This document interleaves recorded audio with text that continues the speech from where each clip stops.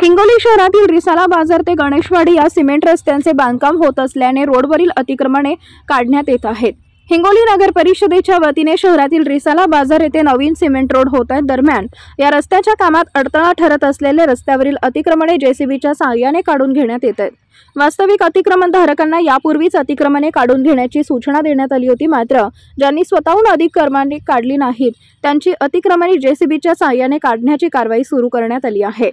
हिंगोली नगर परिषद मुख्याधिकारी अरविंद मुंडे यांच्या मार्गदर्शनाखाली नगर अभियंता रत्नाकर अडसिरे, उपमुख्य अधिकारी उमेश हेमाडे, स्वच्छता विभागाचे बाळू बांगर व नगर परिषद अधिकाऱ्यांच्या उपस्थितीत व पोलीस बंदोबस्तात अतिक्रमण हटाव मोहीम हाती घेतली आहे। हिंगोली जिल्हा प्रतिनिधी चंद्रकांत वैद्य, शिवशाही न्यूज हिंगोली।